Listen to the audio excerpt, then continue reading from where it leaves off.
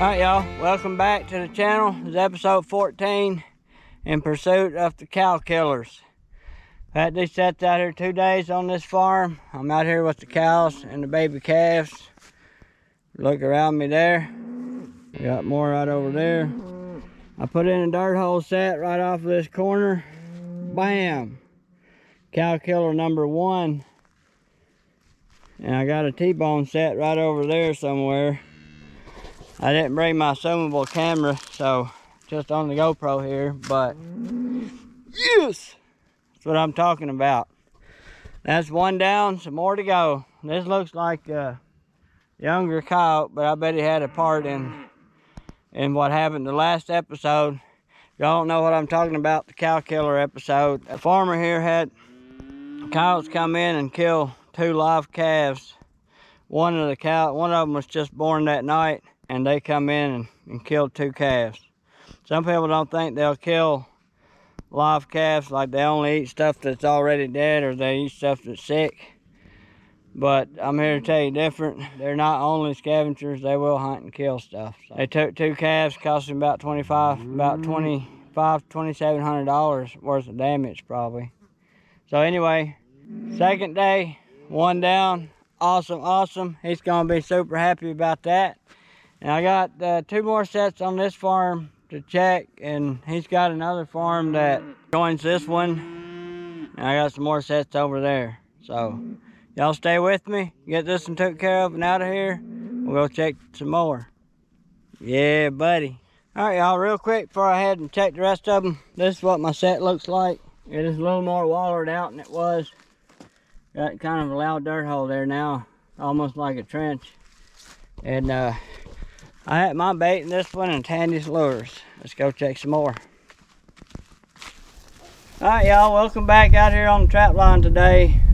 We're still in episode 14 after the calf killers for the farmer. I had a buddy of mine, been following me on my channel for a while, Caskey, I'm sorry. It's alright. Come down from around Mount Sterling, Kentucky. Right. And you care to tell them a little bit about your background and what you used to do with Kentucky Field? And yeah, I used to be in waterfowl huge years ago. Did a lot of calling and things all over the country, and they did shows on me and trying to teach people how to call. And so then I was with Dave Shuffett, and then I went to Tim Farmer and guided him on a lot of hunts and fishing shows, things of that nature. Just kind of behind the scenes guy, and I had a lot of fun doing it. Got into trapping, and it opened the whole world up, and I started seeing Enos on YouTube channels and following him, and so we decided I'd come down today and follow him on the trap line. Yeah, I appreciate it. I thought it was pretty cool where you hunted pretty much, you know, you've been to foreign countries and everything else hunting on, and come down here to run the trap line with me. Too bad we ain't got nothing today. Well, that's part of it. That's part of it. We had a big rain last night here. I'd say it rained, I don't know how much, but it's a gully washer. And all my dirt holes pretty much this morning full of water. And we're just out here today kind of showing him my sets and how I set them and stuff. And he's going to show me a little bit on his snares. He does a lot of snaring coyotes and stuff. So anyway, we'll get on out of here and catch y'all down the line somewhere. Y'all stay with me. Alright y'all, I'm out here on the trap line again today. I had a scent post set right there by that post right here, and put some gland lure on the side of that dirt. There's like a dirt bank right there next to that post. And come out here today, we got a nice bobcat. Yeah, buddy, that's what I'm talking about. Exciting. Caskey, I knew after you go home the next day I'll have a catch. I just knew it. So here I am today. You know where the set is because I showed it to you yesterday. We was out here checking traps. Worked out that way because we had all that rain the day before, and then had Jay out here, and everything was soaked full of water. Come out here the next day, and Mr. Bob sitting there waiting on me. Man, that's awesome. When I was pulling up from way back yonder, I thought I saw a glimpse of something move, And then I didn't see nothing else, and I thought this old bird flew up or something. Speaking of the devil, Shay Caskey, right here, I'm going to take this call right here on camera. What about it, Jay? You wouldn't believe what I'm doing right now. What? I was just talking about you. Oh, yeah? In the video. I'm doing a video right now. Yeah. And you remember that scent post, well, that post rub set at that gate that I talked about? Yeah, where I smeared it on the bank there. Yeah. Well, I got a nice bobcat in it right now. All right. Yeah, I knew after you went home that I'd catch something today. Yeah. Absolutely. You showed that set at the corner of your post just about like that, except you had your trap up closer to it. But where this was growed up, I used the bank as a post, basically. And now he's got it all cleared out there. But yeah, buddy. And I was going to ask you on cleaning them traps there before I put them in the ground, what should I do to them? Should I just boil them? I would just boil them, and if you got a pot of wax ready to go, or whatever, if you got some wax, I would re-wax them. Just kind of, but if you don't, I would just boil them. I got a bunch of those new traps in, and I need some of them right here at the end of the season. But I'm going to take and just boil them, and I'm going to put some Dawn dishwashing soap in there to get all the oil and grease off of them, and then wax them and put them in the ground. I ain't worried about the color. And then when I get done, I'll pull everything and then re-boil and re-wax everything. Yeah. And let them hang till it's time to go back in the ground. Yep. Heck yeah. That's awesome. Congratulations, man. Oh, thank you. Get that old scent post going. You'll be wearing them bobcats out even more. Yeah, I'm waiting. I'll be waiting for the next one to come through here.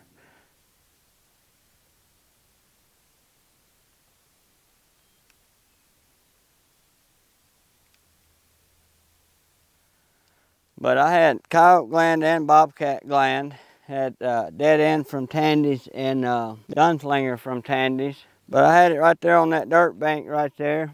And I would have had it up tight against the post. But with that mount there, it was a little hard to have it up against the post. Plus it was growed up right here. Which now, since he's opened this up real good, I could set up against it. But I had my gland just smear, easy here. I had my gland just smeared right on that bank, right there. And my goal was the coyote come through here, he'll stop, try to pee on it. Bobcat come through here, he's gonna try to rub on it. And that was my goal. Looks like it worked out. Yes, I definitely prefer a cat over a coyote. That's freaking awesome, y'all. That's what I'm talking about. It don't get no better than this, guys. It just don't get no better. I get tore up about it. This is a good place for bobcats, but it's been really slow on cats this year. Of course, the weather's been messing with me. Yeah, buddy, get him took care of, get him out of this set, remake it, fix the dirt hole over there, fix the rest of my sets. Who knows, maybe we'll go down through yonder and have another cat. Maybe it was cat night last night. Easy there.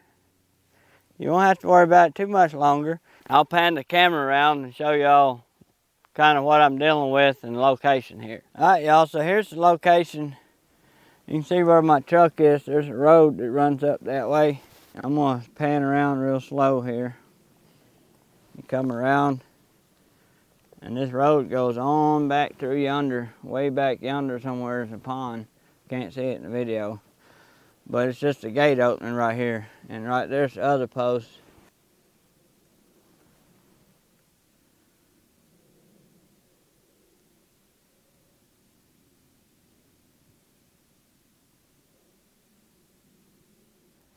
Alright, so here's my set remade. Hopefully the video will show it all good enough. But what I had here, what I done, I went back, put a set right here next to this bank.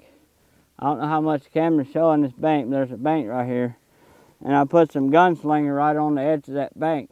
So, and a little bit of coyote gland, just in case the old coyote comes through here and wants to pee on it. But a cat come up through here, if they want to rub on that, their feet are going to be down here where it's level, right where my trap is. So just to increase my odds a little bit, I come up here on this post since that cat cleared it out real good. I put in another set on top of this bank, put some toxic purr from Tandy's and some cat reaper from Dunlap Lures. Smeared it on this post right here, down up about 6 inches and then probably about a foot. So I know how much cats like to hop on top of things. So hopefully the next cat come through here will decide to either rub on that bank or rub on that post. Either way is fine with me, because there's a trap waiting there and a trap waiting here. So get the old fishing worm out of there. Anyway, that's what the set looks like remade. And this old cat I thought would be a tom, because it's a big old cat, but well, decent size, but it's a big female. So hopefully with all the pee and scat around here to attract the male, I took some of this scat and laid it right there kind of as a guide, a foot guide, and then I took the rest of it and put it in my truck. Take it and put it at another set. So it's getting dark here fast, sun just dropped, so y'all stay with me. Let's go check some more traps. Alright y'all, I'm out here on the trap line again today, and I'm over here on the farm where they killed the calves. We got a bunch of new traps in right here at the end of the season, and a lot of times I'll take wax and dye them, but when they're new like this, I ain't that worried about the color because it's going to be buried underneath the ground anyway. So what I done is I took and boiled them in dishwashing soap and water, got all the oil off, and then waxed them. So this trap's scent free, has no oil on it. And I put a trench set in, and it's up here on the ridge line, and I've caught coyotes here in the years past. So I'm gonna bed this trap in here. I'll show y'all how I do it on these sets, but I know people get carried away on the color of the trap, and the color really doesn't matter as long as you don't have a smell on it. So because it's here at the end of the season, after the season I'll take and rust these up, and by next year they'll be black. Bed that in there real good and solid. And where this trench set, I got it back about a foot at least, I'd say. Put it way back. And this here's like a step down too. Sometimes you gotta dig out the middle, get all this stuff right here to lay down flat. Well, your trap will lay in there nice and solid. Can't get this one to do it, of course. Trying to do a video, nothing works.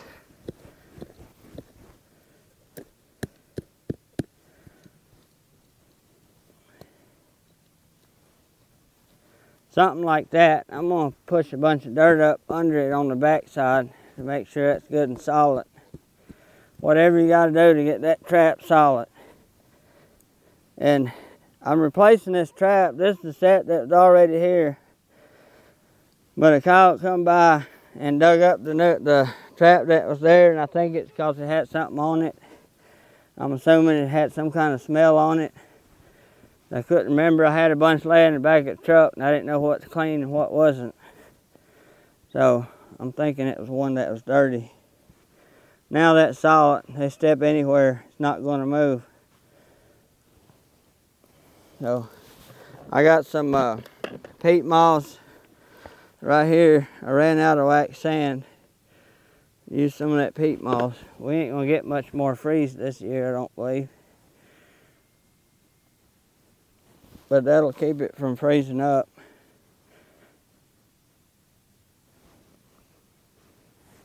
And I didn't use no pan cover. Sometimes you'll want to put a pan cover over this to keep dirt from going underneath it. But this peat moss is spongy enough. When I'm using peat moss, I don't use that. I don't use nothing to cover up the pan. Because if they step on it, it'll still go down. Like that. Now I just gotta get some dirt and sift over top of it. And to do that, I'll go out here in the field somewhere and just dig me up a little fresh dirt. It'll be the same color as what's already here.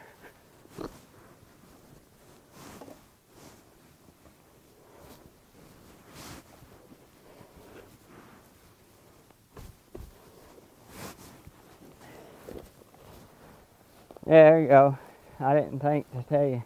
Yeah, so the landowner's out here with me. He's running the camera for me right now.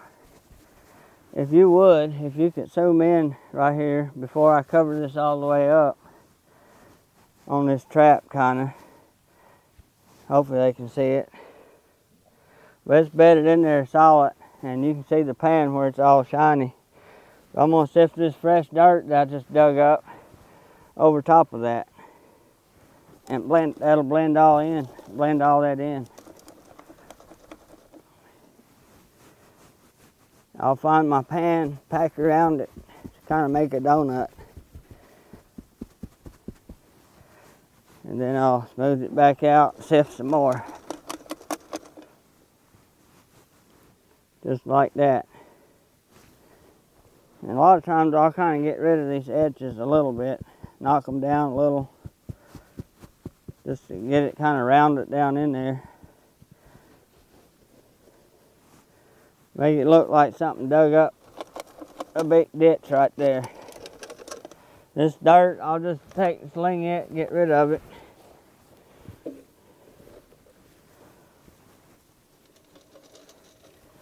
Just like that. And then I'll take some little clogs sometimes and put them, kind of drop them around where I don't want them to step. I want them to step right on that pan. And hopefully next time they come through here, we'll have a coyote. I know I've showed a few sets over time, but I was wanting to show y'all what I do with these new traps if I don't have time to let them rust and all that stuff. They don't have to be rusted over. Putting a few of these in and I'll show y'all when I catch something on them. So y'all stay tuned. Alright, I'm going to show y'all a couple sets I got in along this road before we wrap this episode up. So you come over right here and down there's an old tree falling down. This is a dry creek bed that runs along here. And I put in a set down there. It's kind of like a cubby. Way back in the back, if it's not too dark there, I got it all decorated up with feathers. Then I come out, there's one opening. I got a trap in that opening right in the center. And it's probably about 4 or 5, 6 feet from where my bait and lure and feathers are. I'm going to CD on that old root ball. Figure if a cat comes down that creek bed, they'll see that, and hopefully they'll try to go through that only open spot there and get caught. I got another CD hanging up here on top because there's a road that goes through right here, through the woods right here. And so I figured if they're out here on this road, they might catch a glimpse of that CD on top of the bank and draw them over there, and if they get to there, they'll see the other one. So anyway, that's the goal. And then come down this way. This old log that fell over the road right here, and I cut it off. I keep a little electric chainsaw in the truck with me for things like this. I cut it off straight, and that sawdust give it more eye appeal. Put a little hole right there in the end of it, put some bait and lure in there. Got some gunslinger and toxic pearl on the end of that log. Hopefully old cat will be bebopping down through here singing Hatuna Katata. See that log and be like, what's up with that? Walk down there and step on the pan. Yeah, buddy. Probably wishful thinking, but I guarantee you if you don't have sets in the ground, you won't catch them. So we'll see what happens. Yeah, buddy. And then I come on down the road, right on down this road. Me and Jake Haskell was walking this road the other day, and we come down through here and we saw that there's some scat right there. You can see it on camera. There we go. So I come right out here in the road and put a big flashy dirt hole set right there. I think that scat's probably coyote, and hopefully we'll catch him. I put this set right in the road because shouldn't be nobody driving on this road. This is government property right here, and it's landlocked, so the only way in is cut across where I come in, and nobody's supposed to be driving on it unless they bring something in. The Kentucky Fish and Wildlife officials can, but they'd have to either come in over the farmer's property that I come in on, or bring something in by boat. But the river banks are pretty steep around the river, so I doubt anybody doing that. So pretty safe to set right in the road since nobody's going to run over my trap. Sure do appreciate y'all coming along, and we're still after the calf killers. Hopefully we'll catch another one or two here coming up next episode. I only got a few days to get it done on this place because the season's winding down pretty fast. So y'all stay tuned. I'll catch y'all on the next one.